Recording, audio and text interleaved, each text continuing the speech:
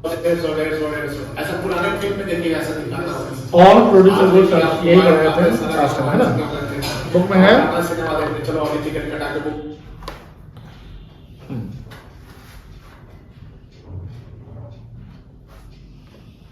ये last topic कल last time discuss किया गया था, जो ये डिफरेंसेस किए गए थे, ये क्वेश्चन दिया गए थे बनाने के लिए। All producer goods are not capital goods. शायद आप लोगों को पता है, शनिवार क्लास आप किए थे, ये क्रॉस क्वेश्चन मिला था, बनाए थे? नहीं बनाए थे, वेरी गुड। अब देखिए लेक्चर 4 होगा आज का, चैप्टर 2 का। लेक्चर कितना नंबर होगा? 4 होगा, चैप्टर 2 का, मैक्रो इकोनॉमिक्स में second chapter, concept and components of consumption expenditure. Component मतलब होता है एलिमेंट्स, मतलब कि उसके आइटम्स की कंजम्पशन एक्सपेंडिचर के क्या क्या कंपोनेंट्स हैं। जैसे क्लोज्ड इकोनॉमी में एक टू सेक्टर इकोनॉमी होता है, house hold and producer sector, पढ़ाए थे। देखिए आप लोगों को ना इकोनॉमिक्स भी रिवाइज करना है। अगर इकोनॉमिक्स आप रिवाइज नहीं करेंगे तो फिर पीछे हो जाएंगे। बीएसटी जितना इजीली समझते हैं, इकोनॉमिक्स इजीली नहीं समझ पाइएगा। आपको इकोनॉमिक्स में अपडेटेड रहना पड़ेगा। अभी तक 4-5 वीडियो डाले गए हैं, 5 वीडियो आई थिंक डाले गए हैं, 2 वीडियो डाले गए हैं चैप्टर 1 के एंड 3 वीडियो डाले गए हैं चैप्टर 2 के। तो आज आप लोग 5 वीडियो जाकर देखिएगा अगर पढ़ना है बढ़िया से इकोनॉमिक्स। तो ये ईपीएस नहीं है, ईपीएस है बहुत इजी। ईपीएस नहीं हो पढ़िएगा, मतलब खुद हो पढ़िएगा तो बढ़िया नंबर ले आइएगा। ईपीएस में मतलब उसमें ज्यादा कुछ टेक्निक नहीं होता है, आइडेंटिफिकेशन नहीं होता है। प्रैक्टिकल लाइफ में जो हो रहा है, बिजनेस कैसे बनाना, ये बीएसटी का वो सब्स्टिट्यूट है। मतलब बीएसटी और ईपीएस सेम है, बट इकोनॉमिक्स साफ अलग है एकदम। इकोनॉमिक्स में आपको मैथमेटिकली आपको कैलकुलेशंस करने पड़ेंगे, ग्राफ बनाने पड़ेंगे। तो without hard work, without practice economics में आपको परेशानी होगी। इकोनॉमिक्स आपको लगेगा कि बोरिंग जैसा, या इकोनॉमिक्स मन नहीं करेगा पढ़ने का। तो उसको अगर मन लगाना है, क्योंकि हम बहुत मेहनत करके पढ़ा रहे हैं, सब कुछ बता रहे हैं एक एक चीज, और आप लोग जवाब भी देते हैं। बट क्या होता है ना कि जैसे 2-3 गैप हो जाता है, या आप क्लास करते नहीं है, या क्लास को आप सेंड करके वीडियो नहीं देखे, तो फिर हो जाएगा गड़बड़। बात समझ में आ रही है ना? तो you have to be regular, आपको रेगुलर होना पड़ेगा। एंड 5 वीडियो डाले गए हैं यूट्यूब पे, प्लेलिस्ट में जाइएगा, या 5 लेक्चर 1 से डालता है हर चैप्टर का। तो आपको 5 लेक्चर आज देख लेना है जाकर। 5 लेक्चर देखने में आपको लगेगा लगभग 30-40 मिनट का वीडियो एडिट करके निकलता है, 200 घंटा, सॉरी 200 मिनट। 200 मिनट मतलब कितना घंटा हो गया? लगभग 3.5 घंटा हो गया। तो 3.5 आवर्स है। एक बार बैठान करके लगान फिल्म जैसा पूरा देख लीजिए। लगान फिल्म या 16 फिल्म 3 घंटा का है, तो देख लीजिएगा, क्योंकि देखिएगा तो मजा आएगा, तो समझ में आएगा। देखिए अभी हम क्या करते हैं, थोड़ा सा रिवाइज कराते हैं, क्योंकि आप लोग अभी हम लोग बोले क्लोज इकोनॉमी, ओपन इकोनॉमी, तो मुझे भी नहीं क्या सर बोल रहे हैं। बट हम कोई चीज जो बोले हैं वो ऑलरेडी बताया गया हुआ है। इकोनॉमी में एक क्लोज इकोनॉमी होता है, एक ओपन इकोनॉमी होता है। स्क्रीन पर दिख रहा होगा। क्लोज इकोनॉमी में एक 2 सेक्टर इकोनॉमी होता है और एक 3 सेक्टर इकोनॉमी होता है। ये सब आप नोट्स लिखे होंगे, है ना? और ये आपके ग्रुप वीडियो में भी होंगे, इसको बनाइएगा। 2 सेक्टर इकोनॉमी मतलब कि इकोनॉमी में कौन प्लेयर्स है। तो एक हाउस होल्ड सेक्टर होता है, जो कंज्यूमर, यानी हमारे घर के जो खर्चे होते हैं। जैसे मान लो कोचिंग में जो हम खर्च कर रहे हैं, तो वो हाउस होल्ड सेक्टर नहीं कहलाएगा, ये प्रोड्यूसर सेक्टर कहलाएगा, प्रोड्यूसर का खर्चा। लेकिन हमारे घर पे जो खर्च हो रहा है, हमारे घर पे टीवी आया, वॉशिंग मशीन आया, सब्जी आया, दूध आया, दही आया, कपड़ा आया, घड़ी आया, एनीथिंग एल्स जो हम घर के लिए यूज कर रहे हैं, तो these are the household expenditure. और household expenditure consumer expenditure, consumption expenditure कहते हैं।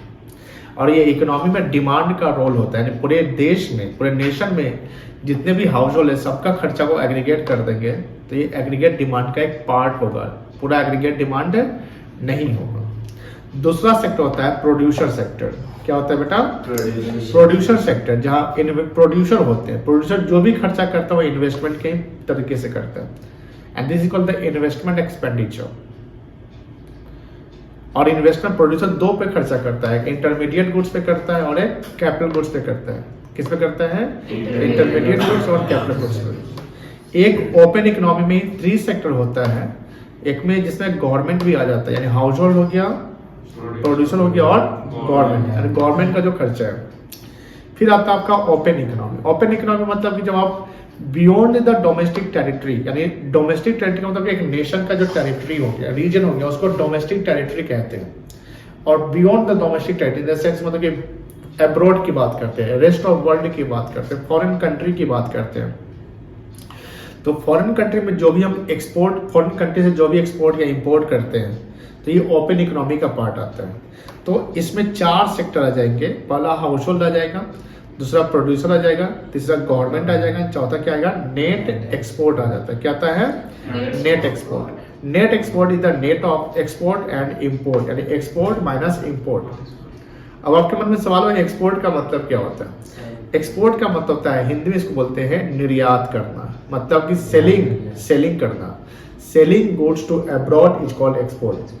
सर मान लीजिए कि हम इंडिया में ही सामान खरीद के बेच रहे हैं, तो एक्सपोर्ट कहलाएगा? नहीं कहलाएगा, ये डोमेस्टिक सेल कहलाएगा। इसको इंटरनल सेल भी कहते हैं या इनलैंड सेल कहते हैं, ये बेस्ड पर हो गए। इंपोर्ट जस्ट उसका उल्टा होता है, बाइंग गुड्स फ्रॉम अब्रॉड, विदेश से जो सामान आप खरीदते हैं, इसको हिंदी बोलते हैं आयात। क्या बोलते हैं? आयात। तो एक्सपोर्ट को एक्स नोट करते हैं और इंपोर्ट को एम से नोट करते हैं। फिर गुड्स की बात करते हैं। गुड्स मतलब जिसका फिजिकल एग्जिस्टेंस होता है, एंड गुड्स ऑल्सो, गुड्स में सर्विस भी आ जाता है इधर, मतलब कि इकोनॉमिक टर्म में। तो गुड्स का मतलब हुआ जो वस्तु जो हम खरीदते हैं। तो गुड्स इन्वेंट्री, ये इंटरमीडिएट गुड्स भी होते हैं और फाइनल गुड्स भी होते हैं। क्या होते हैं? इंटरमीडिएट गुड्स भी होते हैं और फाइनल गुड्स भी होते हैं। फाइनल गुड्स जो यूज करता है उसको एंड यूजर या फाइनल यूजर कहते हैं। क्या कहते हैं? एंड यूजर या फाइनल यूजर। और एंड यूजर 2 होता है, एक हाउस होल्ड वाला और एक प्रोड्यूसर। प्रोड्यूसर फाइनल यूजर का किस गुड्स का होगा? जो कैपिटल गुड्स होते हैं उसका होता है वो फाइनल यूजर। और हाउस होल्ड वाला कोई भी गुड्स यूज करे, दूध से चाय बना, दूध से दही बना, चीनी से चाय बनाए, तो वो सब उसके लिए फाइनल गुड्स होगा। लेकिन अगर मान लो कि प्रोड्यूसर जो गुड्स खरीद रहा है बेचने के लिए या कुछ खरीदा बनाने के लिए, मान लो कि मिठाई वाला दूध चीनी खरीदा, खोआ खरीदा, तो मिठाई बनाया, तो वो खरीदा उसके लिए रॉ मटेरियल से, मिठाई उसके लिए मिठाई उसके रॉ मटेरियल नहीं होगा, फिनिश गुड्स होंगे, बट फिनिश में फाइनल गुड्स नहीं होंगे, इंटरमीडिएट गुड्स होंगे। तो प्रोड्यूसर जो चीज खरीद रहा बेचने के लिए वो इंटरमीडिएट है, लेकिन प्रोड्यूसर जो चीज खरीदा यूज करने के लिए तो वो हो गया फाइनल गुड्स। कोई दिक्कत नहीं है। फाइनल गुड्स में goods which are used by the final user, intermediate goods used by the producer for use. Who is the final user? Household sector and producer sector. Final goods में क्या क्या आता है? अब देखो house hold का जो खर्चा उसको क्या बोलेंगे? कंजम्पशन। यही टॉपिक हमारा अभी लेक्चर 4 में आने वाला है। एक्सपेंडिचर का क्या कहेंगे? Investment expenditure. यानी हाउस होल्ड और प्रोड्यूसर जो खर्चा इकोनॉमी में करता है उसको हम एग्रीगेट डिमांड करते हैं। और close economy C and I, C plus I equals to AD होता है। C for consumption, I for investment. Investment expenditure देखिए, इन्वेस्टमेंट जो कौन करता है? प्रोड्यूसर करता है। कौन करता है? प्रोड्यूसर करता है। प्रोड्यूसर 2 प्रकार के गुड्स पे करता है, एक फाइनल गुड्स पे जिसको कैपिटल गुड्स कहते हैं और एक इंटरमीडिएट गुड्स पे करता है। तो इंटरमीडिएट गुड्स में खर्चा करता है उसको इन्वेंटरी इन्वेस्टमेंट कहते हैं, और फाइनल गुड्स पे करता है उसको कैपिटल इन्वेस्टमेंट, फिक्स्ड इन्वेस्टमेंट कहते हैं। कोई दिक्कत नहीं है। And investment expenditure made by producer on capital goods is called fixed investment. अब याद देखो, inventory investment expenditure made by producer on intermediate goods. कोई दिक्कत नहीं है। अब फाइनल गुड्स हो गया कंज्यूमर गुड्स जो हाउस होल्ड यूज करता है, और कैपिटल गुड्स जो कौन यूज करता है? ये प्रोड्यूसर करता है। कौन करता है? प्रोड्यूसर। कंज्यूमर गुड्स 4 प्रकार के होते हैं, durable, semi durable, non durable and service. Durable जो लाइफ लॉन्ग चलता है, जैसे आपके घर में washing machine, TV, refrigerator durable हो गया। सेमी ड्यूरेबल जो 2-3 साल पे चलता है, जैसे कपड़ा, घड़ी, चश्मा वगैरह, जूता चप्पल, है ना। एंड नॉन ड्यूरेबल जो वन टाइम यूज होता है, वन टाइम यूज किए खत्म, जैसे शैम्पू, साबुन, पेस्ट, सब्जी, दही, दूध, है ना, पेट्रोल, डीजल, है ना, ये सब। एंड सर्विस जो हम आपको सर्विस प्रोवाइड कर रहे हैं, डॉक्टर आपको सर्विस दे रहा है, वो होगा सर्विस जो कंज्यूमर को मिलता है। अब प्रोड्यूसर गुड्स 2 होते हैं। प्रोड्यूसर गुड्स कितने हो गए? 2। कैपिटल गुड्स और इंटरमीडिएट। तो all producer goods are capital goods, all producer goods are, but all हाँ ठीक है, but all capital goods are not producer goods, because producer goods में इंटरमीडिएट गुड्स भी आ जाता है। कोई दिक्कत नहीं, इसलिए एक सवाल भी था आपका। चलिए अब आगे चलते हैं। अब आते हैं प्रोड्यूसर। प्रोड्यूसर मतलब इंडस्ट्री तीन प्रकार के होते हैं इकोनॉमी में, एक प्राइमरी सेक्टर, एक सेकेंडरी सेक्टर और एक टर्शरी होता है। प्राइमरी जहाँ से हम रॉ मटेरियल्स उगाते हैं, जैसे जेनेटिक होता है या एक्सट्रैक्टिव होता है। सेकेंडरी में मैन्युफैक्चरिंग या कंस्ट्रक्शन, टर्शरी होता है सर्विस, ठीक है ना। अब आगे चलते हैं, आगे सब यही सब चीजें समझाए गए थे, अच्छे से समझा दिए गए थे। ये सवाल का जवाब था, इसको आप देख लीजिएगा, इसका आंसर लिखवाया गया था, ये लेक्चर 3 में से लिखवाए गए थे। अब हम लोग का टॉपिक शुरू होगा यहाँ से, कंपोनेंट्स एंड क्या लिखा हुआ, concept and components of consumption. मतलब ये जो एक्सपेंडिचर है वो कौन कर रहा होगा, प्रोड्यूसर की हाउस होल्ड। वेरी गुड, ये कौन कर रहा होगा, हाउस होल्ड करेगा। अब समझ में आ रहा है? अभी थोड़ा देर पहले नहीं समझ आया था क्योंकि आप रिवाइज नहीं किए थे, तो रिवीजन जरूरी है। अगर आप रिवीजन नहीं करेंगे तो भूल जाएंगे। हम ही पढ़ाते हैं तो हमको तो हर साल पढ़ाना है, बार बार पढ़ाना है, तो हमारा तो पूरा बैठा हुआ है कि बोलिएगा तो कभी भी तो लिख देंगे, है कि नहीं। लेकिन एज ए स्टूडेंट आप एक बार पढ़े, समझ लिए बढ़िया से, लेकिन आप बार बार रिपीट नहीं करेंगे, रिवाइज नहीं करेंगे तो फिर लाइफ में जो आपने गोल बनाया वो गोल अचीव नहीं होगा। सिंपल सी बात है। आप सीए का गोल बनाया, कोई एमबीए गोल बनाया, कोई किसी चीज गोल बनाया, तो उसको अचीव करने, क्योंकि कंपटीशन मार्केट में बहुत ज्यादा है, किसी भी सेक्टर में कंपटीशन क्या है, बहुत ज्यादा है। आप समझ लो सीधा सीधा 100 में आपको 1 निकलना है, इतना कंपटीशन है कि नहीं है। तो अगर 100 में 1 बनना है तो क्या करना पड़ेगा, रील्स देखना पड़ेगा, मेहनत करना पड़ेगा ना। तो अब ध्यान रखिएगा, तो स्कोप है पढ़ाई में। अच्छा, आजकल तो स्कोप इधर सब भी हो जाता है, लेकिन वो सब फिर छोड़िए, हम नहीं ध्यान देने के लिए, वो लाखों में 1 होता है। चलिए, in macroeconomics, consumption expenditure refers to the aggregate consumption spend in the economy. Who are the consumer in the economy? These are broadly classified as household, government, non-profit private institutions, NGO, temple, mosque, gurdwara and others. ये सब खरीदते हैं सामान, खर्च करते हैं, ठीक है ना। Household buy consumer goods for satisfaction of their wants. हमारे घर में कोई भी सामान आता है, 1 रुपए का अगर माचिस भी आता है तो सेटिस्फेक्शन पूरा करता है। अगर हम 1 रुपया ऐसे जगह नहीं खर्चा करेंगे, जैसे मान लो कि हम गए मार्केट में, 1 रुपये कोई सामान मिल रहा है लेकिन हमको उसका कोई यूज नहीं है, हम खरीदेंगे वो नहीं कर देंगे। तो सेटिस्फेक्शन ऑफ वांट्स मतलब क्या हुआ, चाहे 1 रुपये का, चाहे 1000 का, चाहे 1 लाख रुपए का हो, वो आपके नीड एंड वांट्स को सेटिस्फाई करता है। कोई लग्जरियस आइटम खरीदता है तो उसको भी सेटिस्फेक्शन मिल ही जाता है। कुछ लोग अपने स्टेटस सिंबल्स को मेंटेन करने के लिए करते हैं, बट स्टेटस सिंबल मेंटेन करने के लिए आपके पास उतने पैसे हैं तो आप स्टेटस सिंबल मेंटेन करते हैं, स्टेटस मेंटेन करते हैं। बट बेसिक नीड को भी पूरा करने के लिए हमको उस बेसिक नीड से भी सेटिस्फेक्शन मिलना चाहिए, चाहे जो भी सामान खरीदते हैं। तो हाउस होल्ड जो भी चीज खरीदता है for satisfaction of their wants, संतुष्टि के लिए, क्या किस चीज के लिए, संतुष्टि। गवर्नमेंट क्यों करता है, गवर्नमेंट इसलिए करता है कि लॉ, जैसे गवर्नमेंट को रेवेन्यू आता है, गवर्नमेंट को रेवेन्यू किससे आता है, पीपल ऑफ द कंट्री से आता है, कंपनी से आता है, पर्सन से आता है, by way of tax revenue and non tax revenue. Government का 2 रेवेन्यू होता है, टैक्स रेवेन्यू और नॉन टैक्स। जो रेवेन्यू इनकम होता है, सॉरी, रेवेन्यू रिसीव्ड जिसको कहते हैं, और कैपिटल रिसीव्ड जो गवर्नमेंट को जो एसेट बेच के आते हैं। तो टैक्स रेवेन्यू जैसे जीएसटी कलेक्शन हो गया, इनकम टैक्स कलेक्शन हो गया, ये सब कॉर्पोरेट टैक्स हो गया वगैरह, एक्साइज ड्यूटी, कस्टम हो गया, ये सब। नॉन टैक्स रेवेन्यू होता है पेनाल्टी वगैरह, जैसे कोर्ट में कोई फी, जैसे कोर्ट वाला कोई मुजरिम को बोलता है तुमको 5 रुपया का फाइन और इतना साल का सजा होता है, तो कोर्ट बोला, जज बोला 5 का फाइन हो गया, तो 5000 रुपया किसको मिलेगा, जज को मिलेगा कि सरकार को जाएगा, सरकार खाता में जाएगा। हम किसी चीज का रजिस्ट्रेशन करवाते हैं, जैसे मान लो पैन कार्ड बनवाते हैं, है ना, या ड्राइविंग लाइसेंस बनवाते हैं, कंपनी रजिस्ट्रेशन करवाते हैं, तो क्या उसमें पैसे लगते हैं, तो वो पैसा भी किसको जाता है, गवर्नमेंट जाता है। हम मान लो कि गाड़ी खरीदते हैं, तो गाड़ी में रजिस्ट्रेशन भी होता है, रजिस्ट्रेशन चार्ज लगता है, वो सब पैसा किसको जाता है, गवर्नमेंट को जाता है। दूसरी बात, जैसे हम लॉ एंड ऑर्डर को तोड़ते हैं, वायलेट करते हैं, वायलेट मतलब तोड़ना होता है, तोड़ते हैं ना, मान लीजिए, तो सरकार जो ट्रैफिक वाला सब चलान काट देता है, तो ये सभी पैसा किसको जाता है, government. These are the non tax revenue, जो रेवेन्यू सरकार को टैक्स के अलावा आता है और जो टैक्स के रूप में आता है उसको टैक्स रेवेन्यू। तो गवर्नमेंट को जो पैसा आता है गवर्नमेंट उसी को तो खर्च करती है। हमारे सोसाइटी में बहुत सारा ऐसा होता है कि हम लोग गवर्नमेंट के खर्चों को हम लोग मिस यूज करते हैं।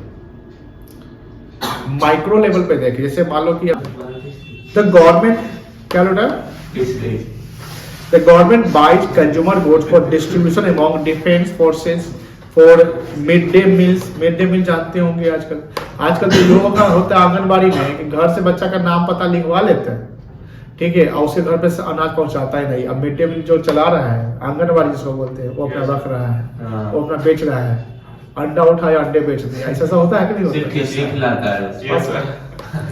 तो यहाँ तो सरकारी ऑफिस में मतलब भ्रष्टाचार तो सब जगह है। आप जैसे किसी का राशन, जैसे क्या होता है इंदिरा आवास का पैसा आता है या शौचालय का मान लिया आता है 10,000, मान लो 10,000 आता है, कितना आता है 12,000 आता है।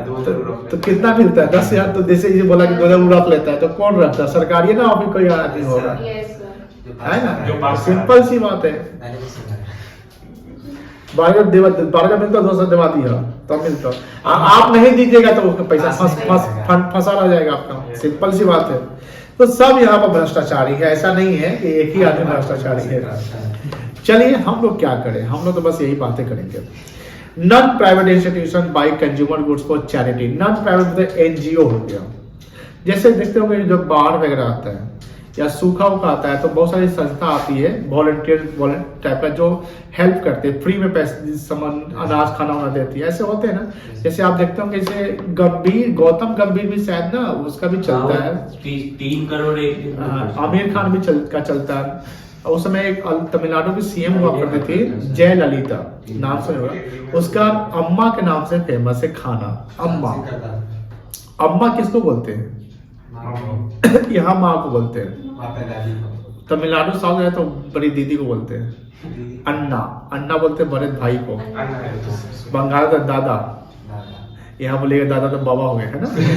तो सिंपल सी बात है, तो अलग चीज है। If we add up expenditure on the purchase of consumer goods by household, government and non-profit organization, we get the estimation of total consumption expenditure. तो total consumption expenditure में कौन कौन आ गया बताइए? कंज्यूमर आ गया,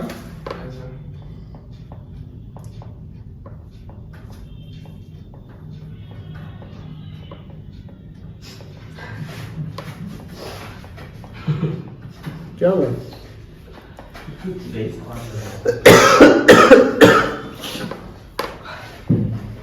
लिख लीजिएगा। सही में सब क्या है मेरे सर? आज सीबीएसई वाले सबका एग्जाम होगा तो बिहार बोर्ड वाले सब भी सोचेंगे कि नहीं लाते हैं। ये बात लड़कों के लिए गवर्नमेंट सब क्या था, बात लड़कों के लिए अप्लाई करें।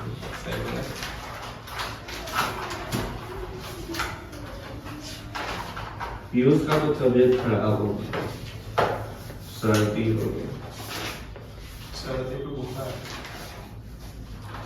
अब जीरो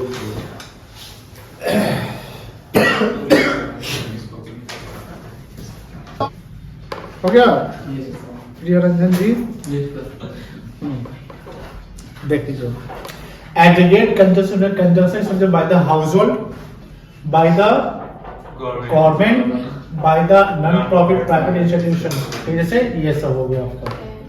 सर एनजीओ और नॉन प्राइवेट इंस्टीट्यूशन अलग होते हैं। देखिए नॉन गवर्नमेंट ऑर्गेनाइजेशन, एनजीओ कहते हैं नॉन गवर्नमेंट ऑर्गेनाइजेशन, और नॉन प्राइवेट इंस्टीट्यूशन मतलब कि जो जैसे मान लो कि जो ऑर्गेनाइजेशन सोशल वेलफेयर के लिए काम करती है, एनजीओ भी तो जिनका मोटिव प्रॉफिट कमाना नहीं। हाँ एनजीओ का भी होगा, नॉन ट्रेडिंग में हो जाएगा इसमें, जिनका मोटिव प्रॉफिट कमाना नहीं होगा। इसमें हम लोग का कोचिंग नहीं आएगा। कोचिंग क्यों नहीं आएगा? क्योंकि कोचिंग प्राइवेट इंस्टीट्यूशन में प्रॉफिट मोटिव होता है, प्राइवेट स्कूल होता है,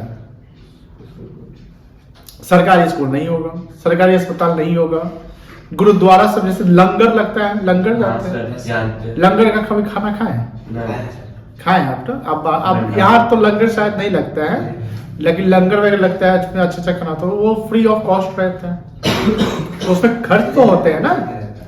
चलिए गुरुद्वारा जानते करते हैं, मॉस्क जानते होंगे बड़े।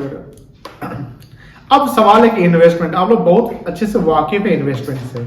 Investment expenditure made by the home producer. एक होता है फिक्स्ड इन्वेस्टमेंट, एक हो गया आपका इन्वेंटरी इन्वेस्टमेंट। इसका रेलेवेंस क्या है, मतलब इंपॉर्टेंस क्या है इन्वेस्टमेंट का। एक प्रोड्यूसर अगर मान लो कि अडानी नाम सुने, अंबानी का नाम सुने, तो मान लो अडानी अंबानी मान लो कि बिहार के सीएम से मीटिंग करता है, और मीटिंग करता है कि बिहार के सीएम इनवाइट करते हैं कि साहब हम लोग के राज्य में भी इन्वेस्ट करिए। अब मान लो कि अडानी बोलता है ठीक है, हम एगो सोलर पावर प्लांट यहाँ पे बैठाते हैं। अंबानी बोलता है ठीक है, हम भी यहाँ पर एगो कुछ मतलब रिफाइनरी खोलते हैं, रिफाइनरी कोई भी हम बड़ा सा 50 मॉल भी यहाँ पे खोलते हैं या इन्वेस्टमेंट करते हैं, 50 लाख रुपए इन्वेस्ट कर देते हैं, 20 लाख रुपए इन्वेस्ट करते हैं। तो यहाँ इकोनॉमी में क्या होगा, ग्रोथ आएगा, यहाँ इंडस्ट्री सेटअप होगा तो एम्प्लॉयमेंट जनरेट होगा, लोग बाहर नहीं जाएंगे। दूसरी बात, जब इन्वेस्टमेंट हम बढ़ाते हैं, जैसे मान लो कि हमारी इन्वेस्टमेंट 100 करोड़ की है, किसी कंपनी की इन्वेस्टमेंट कितने की है, 100 करोड़ की है। अब वो 100 करोड़ से वो इन्वेस्टमेंट अगले साल 150 करोड़ इन्वेस्टमेंट टोटल हो जाता है। पहले 100 करोड़ था, अब कितना हो गया 150। तो बताओ ड्यूरिंग द ईयर कितना इन्वेस्टमेंट उसने किया, 50 करोड़। अब इन्वेस्टमेंट अगर 50 करोड़ किया तो क्यों किया वो, क्योंकि उसके प्रोडक्ट का डिमांड मार्केट में ज्यादा होगा, मशीन नया कैपेसिटी बनाना पड़ेगा, प्रोडक्शन कैपेसिटी बनाना पड़ेगा, तो इसे कंपनी का ग्रोथ एक्सपेंशन हो रहा है ना। आपका जीडीपी ग्रोथ होगा नहीं होगा, एम्प्लॉयमेंट जनरेट होगा, है कि नहीं, इकोनॉमी आपका सस्टेन करेगा, सस्टेनेबल डेवलपमेंट होगा। तो जब हमारा इन्वेस्टमेंट बढ़ता है तो इससे क्या होगा ना कि हाउस होल्ड वाले का इनकम भी बढ़ जाता है और इससे इकोनॉमी भी ग्रो करेगा। लेकिन सिंपल सी बात, जब हम सोशलिस्ट की बात करते हैं, राशन की बात करते हैं, तो इसे मान लीजिए कि सब राशन के दुकान पे ही जाकर राशन ले, तो प्राइवेट इन्वेस्टर जो बासमती राइस बेच रहा है ना, या सब्जी में बेच रहा है, बोलता है भाई सब तो राशन लेता है, बात समझ आ रही है, तो उसका तो सेल कम होगा। जब उसका सेल कम होगा तो आदमी क्या होगा, छटनी शुरू कर देगा, नौकरी कम होगा। तो इसलिए ग्रोथ के लिए कैपिटलाइजेशन बहुत जरूरी है। ग्रोथ के लिए किसका जरूरत है, कैपिटलाइजेशन का। मतलब कि अब देखो सर, मान लीजिए कि जो गरीब है, आप तो मतलब आप जैसे आप कहेंगे सर आप तो गरीब का कुछ सोच ही नहीं रहे हैं, सिर्फ प्राइवेट कर रहे हैं, कैपिटलिस्ट इकोनॉमी की बात कर रहे हैं। नहीं, गरीब की बात है तो गरीबी में भी क्या है ना कि हमें ये देखना है कि वहां का जो यूथ है उसको हार्ड वर्क करना है, उसको मेहनत करना है, उसको इतना स्किल्ड बनना है कि वो अर्न करे और गरीबी से बाहर निकले। गरीबी में रहना, गरीबी में पैदा होना, गरीबी में रह जाना, ये तो एक तरीके से प्रॉब्लम है ना, पाप ही एक तरीके से। If you born poor it's not your mistake, if you born poor it's not your mistake, but if you die poor it will be your mistake. गरीबी में पैदा होना तुम्हारी गलती नहीं है, बट गरीबी में मरना तुम्हारी गलती होगी। बात समझ रही ना। अब मान लो कि हम सरकारी का पूरा यूज कर रहे हैं, सरकार राशन आइए जा रहा था, कला खाने के लिए कमाए, घर बनाइए दिए सर, आपका 2 रूम का मकान मिलिए गया है ना, बिजली बिल बीपीएल कार्ड है, बिजली बिल फ्री हो ही जाता है, आयुष्मान भारत बनिए गया। अब क्या जरूरत है, 2 बैल है, गाय है, भैंसी है, चलाते हैं, दूध आता है, डेली का खर्चा हो जाता है, बस ज्यादा मत सोचना है। निकल गया ना, तो वही बोला गया। तो इससे क्या होगा कि सर इंड्यूसमेंट नहीं होगा इन्वेस्टमेंट का। चलिए छोड़िए, इसलिए हमको फोकस करना है कि गरीबी को कम करना चाहिए। अब सरकार इसमें रोल प्ले करेगी, है ना, गरीबों को रोल प्ले करना पड़ेगा, कोऑपरेशन चलना चाहिए।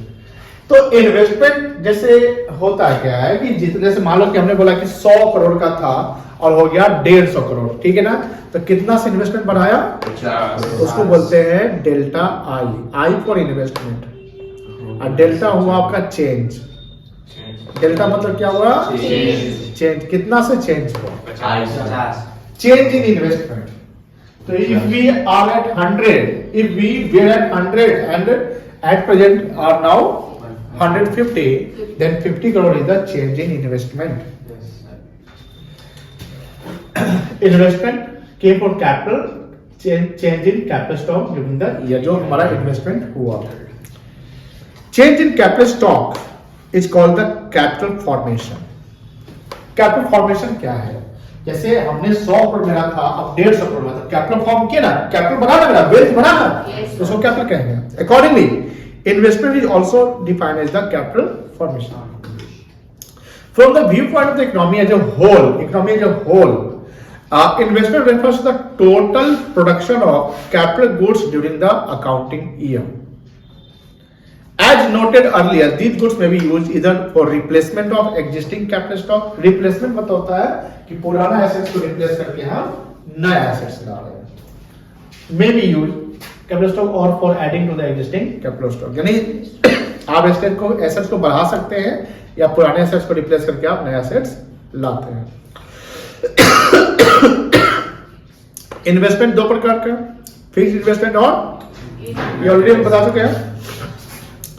फिक्स्ड इन्वेस्टमेंट जैसे कैपिटल गुड्स पे जो खर्च करते हैं और इन्वेंट्री जो इंटरमीडिएट गुड्स पे खर्च करते हैं, कोई दिक्कत नहीं है. अब जैसे समझो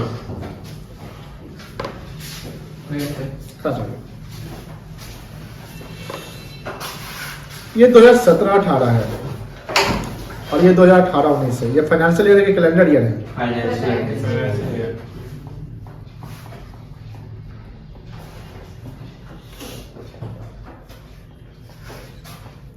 यहाँ था 100 करोड़ और यहाँ है 150 करोड़.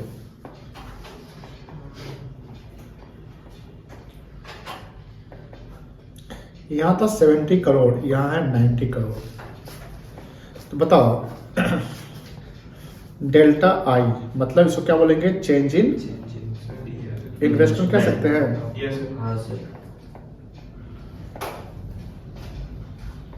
तो हम चेंज इन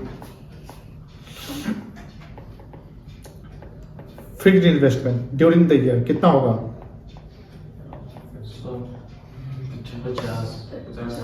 50 करोड़ होगा.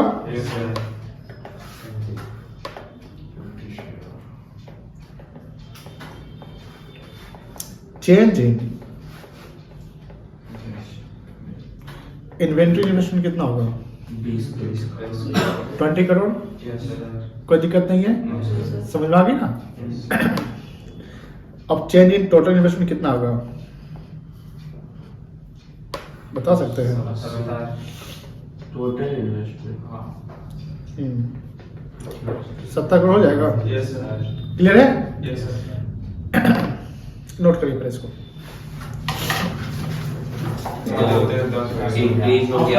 जोड़ दो तो आ जाएगा कैपिटल फॉर्मेशन. तो कैपिटल फॉर्मेशन टोटल नहीं कहलाएगा, कैपिटल फॉर्मेशन कहलाएगा ड्यूरिंग द ईयर कितना इन्वेस्टमेंट हुआ है. ड्यूरिंग द ईयर कितना इन्वेस्टमेंट हुआ है वही कहलाएगा कैपिटल फॉर्मेशन. चलिए significance of fixed investment. Significance मतलब होता है इंपॉर्टेंस.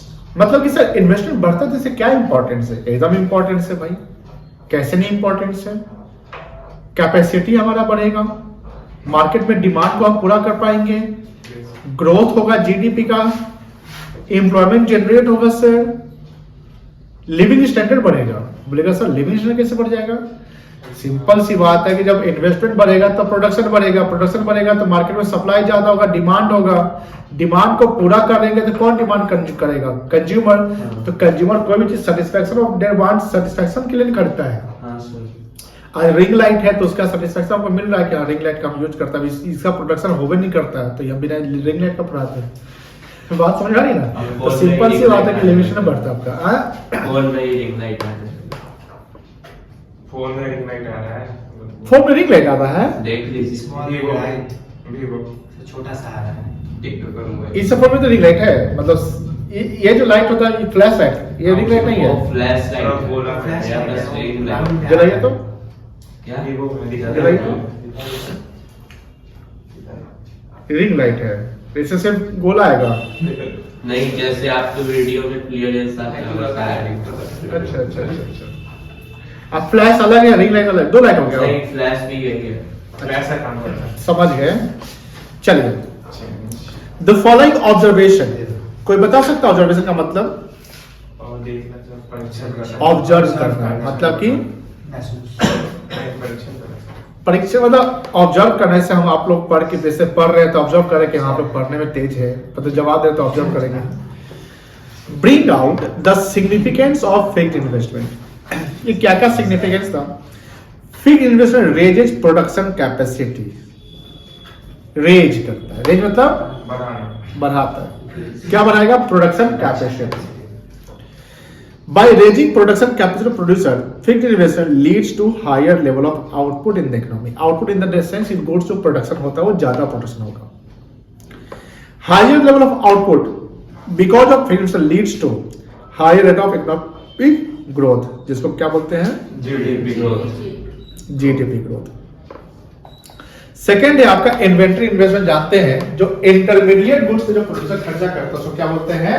इन्वेंट्री। इसका भी एग्जांपल बताया कि शुरुआत में कितना था और अंत में कितना है, तो अंत वाला total inventory investment during the year नहीं कहलाएगा, ड्यूरिंग द कहलाएगा change in stock, change in stock, change in stock called inventory investment at the end of the year. कोई दिक्कत? During the year, sorry.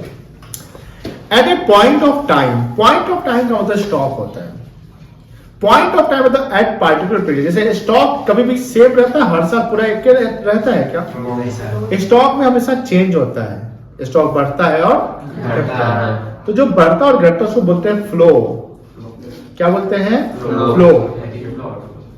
और stock at a point of time जो वहां पर idol है, constant है, जिसमें कोई टाइम डायमेंशन नहीं होता है, मतलब at a point of time. जैसे छत पे पानी का टंकी में जो पानी पड़ा हुआ है वो स्टॉक है,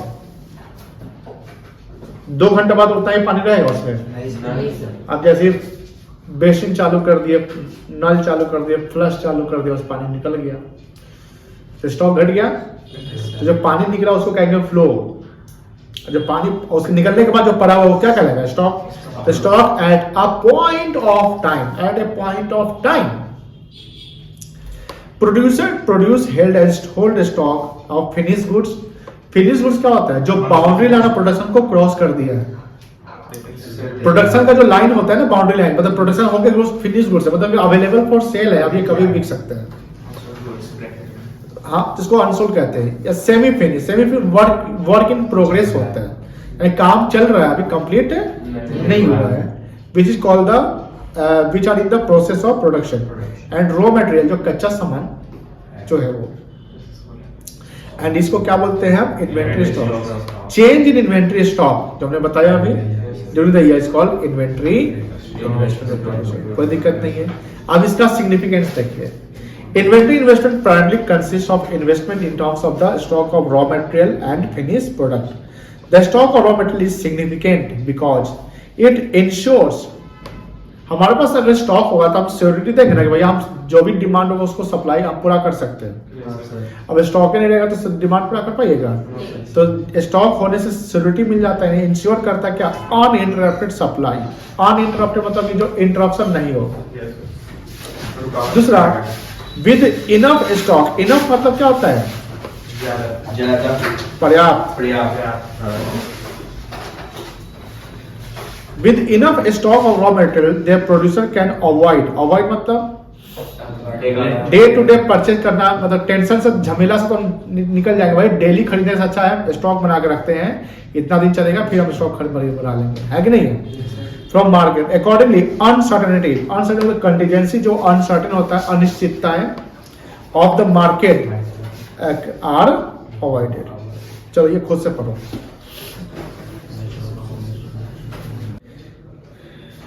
चलिए, ग्रॉस और नेट बहुत इजी है, पढ़ा ही देते हैं। ग्रॉस इन्वेस्टमेंट और नेट इन्वेस्टमेंट। जैसे इन्वेस्टमेंट फिक्स्ड एसेट्स का हो गया, तो फिक्स्ड एसेट्स से मान लो ये मशीन 1 लाख का, पढ़ाई भी पहले भी बताए हुए हैं, और इसका डेप्थ लगा 20,000 रुपया, तो कितना वैल्यू हो गया? 80। तो ग्रॉस इन्वेस्टमेंट कहलाएगा जो टोटल वैल्यू है, ये लिखवाए भी होंगे क्या? ग्रॉस इन्वेस्टमेंट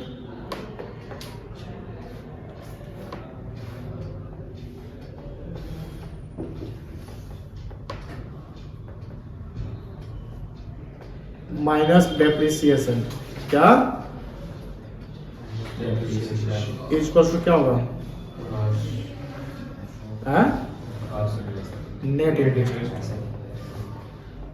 ग्रॉस में से डेप्रिसिएशन माइनस करेंगे तो क्या आएगा? नेट आएगा, ठीक है ना। अच्छा ये बताओ, नेट इन्वेस्टमेंट से में डेप्रिसिएशन जोड़ेंगे तो क्या आएगा? बताओ, नेट इन्वेस्टमेंट डेप्रिसिएशन में क्या आएगा? लॉस है। नहीं समझे? समझ गया सर। और अगर मान लो ग्रॉस इन्वेस्टमेंट से नेट इन्वेस्टमेंट माइनस करेंगे तो क्या आएगा? डेप्रिसिएशन आ जाएगा, कोई दिक्कत नहीं है, नोट कर लो।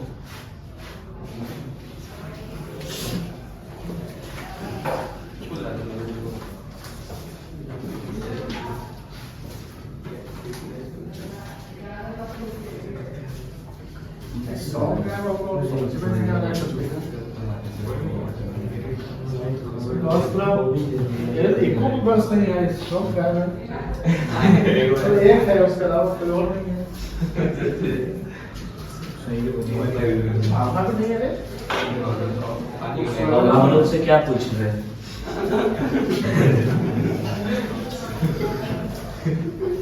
वही लोग जाते हैं, होली का छुट्टी आए सामान लगा क्या सब लोग? सर रास्ते में हमको पिघा दिया, आपको बोल रहे हैं बंद कर देंगे। क्या बोला भैया, बोले ना मानिए, होली है। छत पर से कुछ गाड़ी मार के बचा और मारा कुछ तरह था, कोई बच्चा खबरा मेरे बोल रहा है नहीं, आपके ताऊ चल पंडित डोला से पहले थोड़ा चल बहुत